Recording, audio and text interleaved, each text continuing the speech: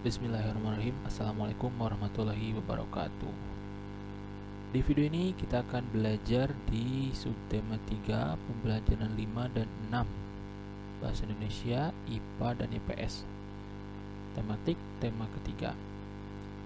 Kita akan belajar tentang teks percakapan dan poster, kemudian germas, gerakan masyarakat hidup sehat, menyusun menu seimbang, kerjasama di berbagai lingkungan. Pada video pembelajaran kali ini, kalian akan lebih banyak menyimak, lebih banyak menyimak, lebih banyak mendengar. Jadi, untuk menyimak videonya, kalian dengarkan lebih fokus ya. Ini banyak informasi atau wawasan-wawasan baru terkait materi yang akan kita bahas di sini ya.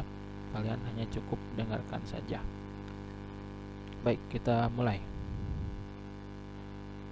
Teks percakapan, kalian dengarkan dan lihat percakapannya. Wayan, apakah kamu tahu mengapa Togar tidak masuk sekolah hari ini? Togar katanya sakit tipus, Bu. Surat izinnya katanya menyusul nanti siang beserta surat keterangan sakit dari dokter. Oh, baiklah. Sakit tipus itu apa, Bu? Sakit tipus itu adalah sakit yang menyerang usus halus dan usus besar. Penyebabnya adalah bakteri. Tubuh penderita biasanya mengalami panas yang tinggi dan diare. Bakterinya berasal dari mana, Bu? Bakterinya namanya Salmonella typhi yang biasanya masuk ke dalam tubuh melalui makanan dan minuman. Ih, ngeri ya, Bu. Iya, untuk itulah kita semua harus hati-hati dalam memilih makanan untuk dikonsumsi. Jangan jajan sembarangan. Pastikan makanan yang kita makan adalah makanan yang bersih dan sehat. Mencegah itu lebih baik daripada mengobati. Baik, sudah disimak percakapannya? Kalau belum disimak, belum paham, kalian boleh mundurkan lagi videonya atau dibaca saja teks yang tampil di layar. Nah, kamu setelah mengamati atau mendengarkan percakapan ini, kamu silakan tuliskan informasi yang kamu dapat dari percakapan tersebut pada buku catatan.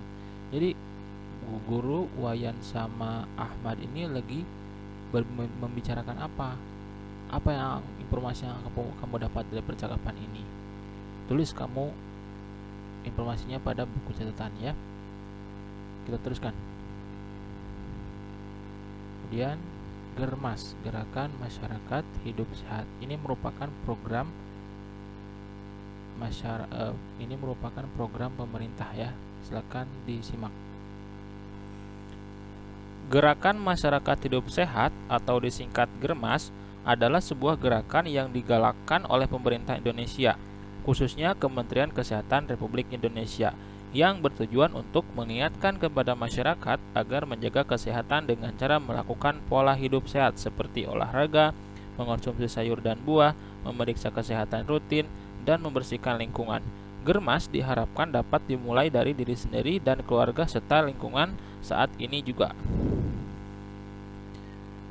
Kalian pasti pernah melihat logo ini ya. Ini adalah logo Germas. Kita teruskan.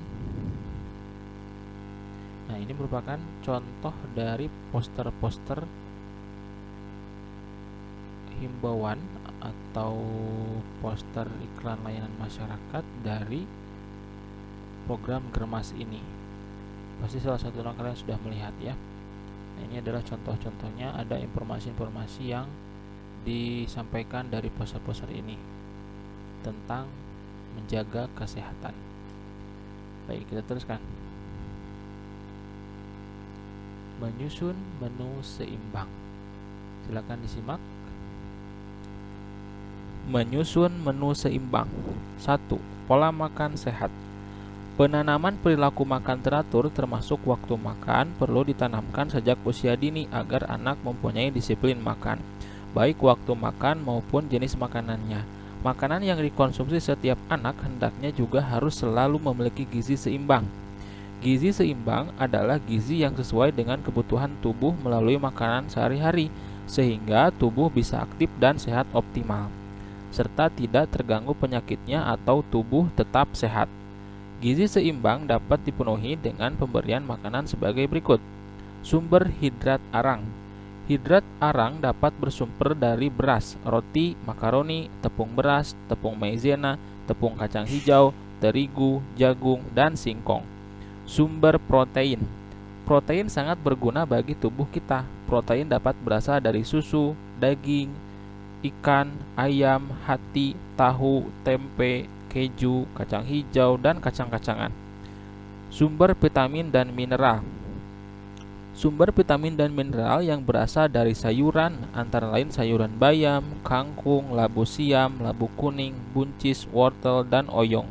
Adapun yang berasal dari buah-buahan antara lain pepaya, jambu biji, air jeruk, pisang, melon, dan apokat. Gizi yang seimbang sangat menentukan dalam tumbuh dan kembang golongan bahan makanan yang di atas, yang jumlah kalorinya disesuaikan dengan umur dan kebutuhan seorang anak. Kemudian yang kedua, silakan disimak lagi. Menu makanan sehari-hari yang sehat. Menu makanan yang sehat bagi semua orang sangatlah penting. Hal itu karena makanan adalah sumber energi yang pokok untuk beraktivitas sehari-hari.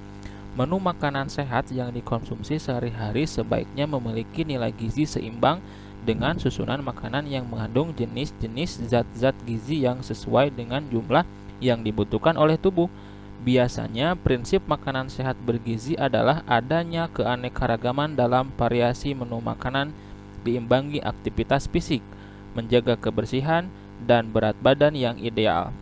Makanan sehat mencakup berbagai kebutuhan tubuh, baik itu makanan untuk pertumbuhan dan perkembangan maupun makanan untuk mencerdaskan otak dan berbagai zat yang dibutuhkan tubuh setiap harinya. Di Indonesia dikenal adanya prinsip gizi seimbang dengan disajikan dalam bentuk tumpeng gizi seimbang (TGS). TGS digunakan untuk membantu dan mempermudah dalam memilih menu makanan dengan jenis dan jumlah yang tepat.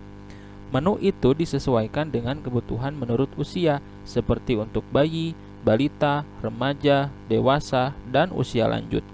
Selain itu, juga disesuaikan dengan keadaan kesehatan seseorang, seperti sedang hamil, menyusui, aktivitas fisik, sakit, atau keadaan lainnya. TGS menjelaskan secara detail porsi makanan setiap orang yang harus dikonsumsi untuk mendapatkan gizi yang seimbang yang diperlukan tubuh agar hidup sehat. Misalnya, kebutuhan minum air 2 liter atau 8 gelas sehari, lalu mengonsumsi makanan pokok, sayuran, buah-buahan, protein nabati, dan protein hewani dengan porsi yang seperti tertulis pada gambar. Pada puncak tumpeng, kita juga perlu minyak, gula, dan garam seperlunya. Pada bagian paling bawah TGS terdapat prinsip gizi seimbang yang harus dijalankan. Misalnya, pola hidup sehat dan pola hidup aktif yang bisa dilakukan dengan cara berolahraga seperti jalan kaki atau bersepeda secara teratur. Lalu harus menjaga kebersihan, baik kebersihan diri, kebersihan makanan, maupun kebersihan lingkungan.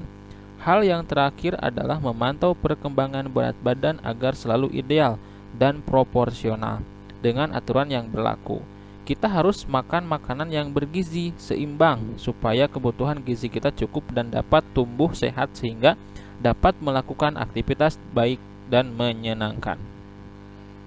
Itu untuk pengertian dari menu makanan sehat. Kita lanjutkan poin ketiga, silakan disimak lagi. Jajanan yang sehat. Kebanyakan anak sangat tergoda dengan makanan yang berwarna mencolok atau bentuknya menarik. Padahal, makanan tersebut justru tidak aman untuk dikonsumsi atau dimakan. Lalu, bagaimana cara memilih makanan dan jajanan yang sehat? Berikut beberapa tips aman memilih makanan dan jajanan yang sehat. 1. Hindari jajanan yang berwarna mencolok karena memungkinkan mengandung zat pewarna yang tidak aman dan berbahaya. 2. Jangan teruskan memakan jajanan dengan rasa yang terlalu tajam, seperti sangat gurih atau sangat manis. Makanan yang tidak aman umumnya berasa sangat tajam. 3. Cium aroma makanan atau minuman tersebut, apakah berbau tidak enak seperti tengik atau apek? Jika berbau berat berarti makanan atau minuman tersebut sudah terkontaminasi mikroorganisme sehingga bahaya untuk dikonsumsi. 4. Perhatikan perubahan bentuk, bau, atau warna dari makanan atau minuman tersebut. Jika sudah mengalami perubahan, berarti sudah tidak layak untuk dikonsumsi. 5. Perhatikan tempat membeli makanan atau minuman tersebut. Bagaimana kebersihan tempat dan pedagangnya. Hindari jajanan yang dijual di tempat terbuka, kotor, dan tercemar, tanpa penutup dan tanpa kemasan. 6. Lihat label kemasan makanan atau minuman tersebut. Jajanan harus sudah mendapat izin dari BPOM, Badan Pengawas Obat dan Makanan, dan tanggal kadaluarsanya. 7. Beli jajanan yang dijual di tempat bersih dan terlindung dari sinar matahari, debu, hujan, angin, dan asap kendaraan bermotor. Pilih tempat yang bebas dari serangga dan sampah. 8. Hindari jajanan yang dibungkus dengan kertas bekas atau koran. Belilah jajanan yang dikemas dengan kertas, plastik, atau kemasan yang lain yang bersih dan aman. Nah, itulah dari 3 pengertian menyusun menu seimbang, pola makan yang sehat, menu makanan yang sehat, dan jajanan yang sehat. Nah, di pinggir ini ada gambar, ini healthy food pyramid. Jadi ini piramida makanan ya. Piramida makanan ini sebagaimana kita lihat bahwa polanya yang di bawah ini itu adalah karbohidrat atau yang paling banyak kita makan, yang direkomendasikan, yang diharuskan yang paling banyak dimakan itu ada yang paling bawah. Kemudian yang bagian kedua itu sayuran dan buah-buahan. Kemudian barisan ketiga ini ada susu, keju ya. Kemudian barisan keempat ada daging. Kemudian ada ini junk food, makanan-makanan seperti minyak, es krim, permen yang seperti itu, ini disarankan hanya sedikit saja dikonsumsinya. Jadi semakin ke bawah ini semakin banyak konsumsinya. Yang sering kita konsumsi di sini adalah karbohidrat, itu yang paling banyaknya. Bisa dipahami ya. Oke, kita teruskan. Sekarang kamu coba amati poster ini. Ini Bhinneka Tunggal Ika, berbeda-beda tapi tetap satu. Amati poster di samping, kemudian jawab pertanyaan pada halaman 170 di buku paket. Kamu jawab saja pada buku paketnya, tidak usah disalin ke buku catatan. Silakan ya. Kemudian kita teruskan. Ciri poster yang baik. Kita lihat dulu, kita simak dulu pengertian poster ya.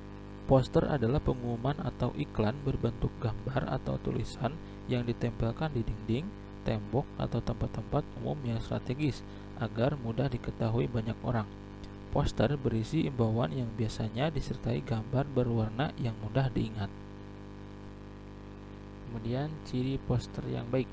Media poster umumnya sering kita jumpai di tempat-tempat umum yang banyak dilewati atau dikunjungi orang, misalnya di tempat perempatan jalan. Contoh lain, misalnya di bank, pusat perbelanjaan atau mall, atau toko fashion, restoran, rumah sakit, stasiun, terminal, dan sebagainya. Poster diletakkan di tempat umum agar mudah diketahui dan dibaca informasinya oleh setiap khalayak yang mengunjungi tempat tersebut. Beberapa ciri poster yang baik diantaranya adalah sebagai berikut. 1. Berhasil menyampaikan informasi secara tepat. 2. Ide dan isi menarik perhatian. 3. Bahasa yang digunakan bersifat memengaruhi dan membentuk opini atau pandangan. 4. Menggunakan warna-warna mencolok dan menarik perhatian. 5. Menerapkan prinsip ringkas, padat, dan informatif. Nah, inilah ciri-ciri poster yang baik. Ada 5 poin ini ya. Jadi kalau 5 poin ini terpenuhi, itu adalah ciri poster yang baik. Semuanya tersampaikan, semuanya ada. Itulah ciri-ciri poster yang baik. Kemudian selanjutnya, manfaat poster. Silakan disimak. Pada dasarnya, poster merupakan suatu media yang lebih menonjolkan kekuatan pesan, visual, dan warna untuk dapat memengaruhi perilaku, sikap seseorang dalam melakukan sesuatu. Poster yang digunakan dalam pendidikan pada prinsipnya merupakan gagasan yang diwujudkan dalam bentuk ilustrasi objek gambar yang disederhanakan dan dibuat dengan ukuran besar.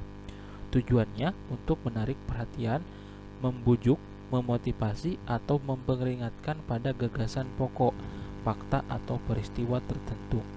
Poster digunakan untuk berbagai macam keperluan seperti berikut ini.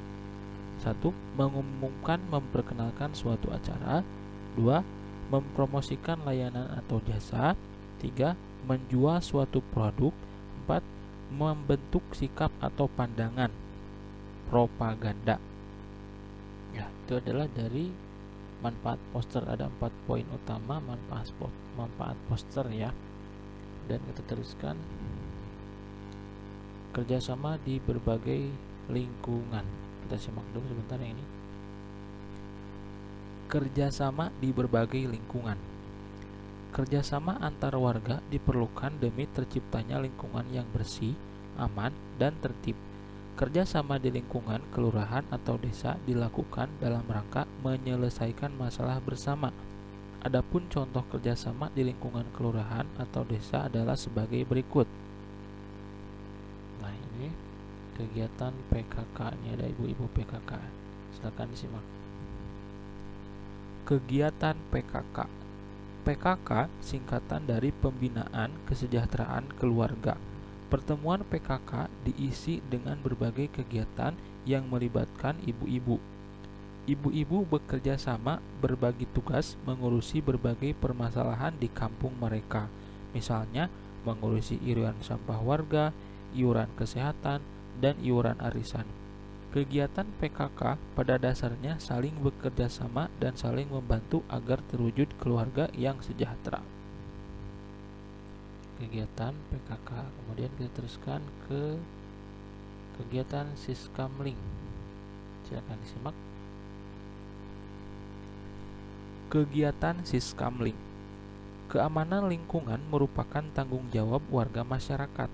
Warga bekerja sama menjaga keamanan dengan melakukan ronda malam atau Siskamling, sistem keamanan lingkungan. Siskamling dilakukan oleh warga laki-laki dewasa secara bergiliran setiap malam. Tujuannya menjaga keamanan lingkungan dan meningkatkan kebersamaan. Siskamling harus dilakukan dengan kerjasama. Ketika pelaksanaan, dalam suatu regu harus ada pembagian tugas. Ada yang berjaga di pos ronda dan ada yang berkeliling kampung.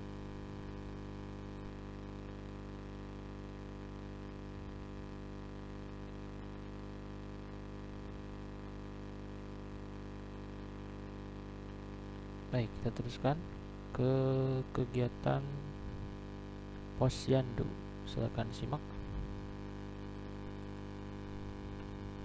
Kegiatan Posyandu. Posyandu atau Pos Pelayanan Terpadu merupakan bentuk kerjasama ibu-ibu di lingkungan RT dan RW. Kegiatan Posyandu di lingkungan ibu-ibu secara bersama gotong royong, misalnya pemeriksaan kesehatan dan pemberian makanan bergizi bagi balita. Tujuannya menjaga dan meningkatkan kesehatan warga. Ibu-ibu dalam satu RW bekerja sama menyukseskan kegiatan ini. Ibu-ibu berbagi tugas agar pelaksanaannya Posyandu berjalan lancar, dan yang bertugas mencatat data nama-nama ibu hamil dan anak balita. Ada yang bertugas menyiapkan konsumsi berupa makanan sehat untuk anak balita. Ada yang bertugas menimbang dan mencatat berat badan balita. Jika kegiatan Posyandu dapat dilaksanakan secara rutin, maka kesehatan ibu dan anak-anak Indonesia menjadi lebih terjamin. Nah, itu dari pengertian kegiatan Posyandu. Sekarang kita teruskan ke kerja bakti menyambut peringatan 17 Agustus. Silakan disimak lagi. Kerja bakti menyambut peringatan 17 Agustus. Setiap tanggal 17 Agustus, bangsa Indonesia memperingati hari ulang tahun kemerdekaan Republik Indonesia. Sebelum peringatan 17 Agustus, setiap desa mengadakan kerja menyambut peringatan 17 Agustus. Seluruh anggota masyarakat terlibat dalam kerja bakti bersih desa menyambut peringatan 17 Agustus. Tidak hanya orang dewasa, anak-anak juga dengan gembira membantu. Bapak-bapak dan remaja putra mengecat jalan desa dan membuat gapura. Ibu-ibu dan remaja putri memasak aneka makanan dan minuman. Anak-anak membantu mengumpulkan sampah dan membuat bendera kertas. Setelah kerja bakti bersih desa selesai, seluruh warga merasa puas melihat hasil kerjasama mereka. Wajah desa terlihat jauh lebih bersih dan semarak dengan berbagai umbul-umbul, juga bendera di sepanjang jalan desa. Gapura indah dan juga telah terpasang dengan kukuh di ujung jalan. Nah, itu dari pengertian kegiatan kerja bakti menyambut peringatan 17 Agustus. Pasti ini sering terjadi di masing-masing di dekat rumah kalian ya. Kalau misalkan 17 Agustus itu pasti rame, banyak apa-apa yang dipasang supaya terlihat menarik ya. Itu adalah contoh kegiatan dari berbagai lingkungan di sekitar tempat tinggal kita ya. Itu adalah kegiatan-kegiatan yang pasti ada di setiap daerah ya, seperti itu. Baik, kita teruskan. Nah, pembahasan sudah selesai menyimaknya. Mudah-mudahan bisa dipahami dan mendapatkan informasi yang baru ya. Nah, untuk untuk selanjutnya nanti kita akan ada pembahasan latihan akhir subtema. Jadi untuk sekarang silakan kamu kerjakan latihan akhir subtema 2 di halaman 116 dan latihan akhir subtema 3 di halaman 180. Seperti biasa, jika kamu sudah menyelesaikannya, kita akan bahas bersama-sama di pertemuan selanjutnya. Itu saja untuk video pembelajaran kali ini. Mudah-mudahan bermanfaat dan mendapatkan hal yang baru. Terima kasih. Wassalamualaikum warahmatullahi wabarakatuh.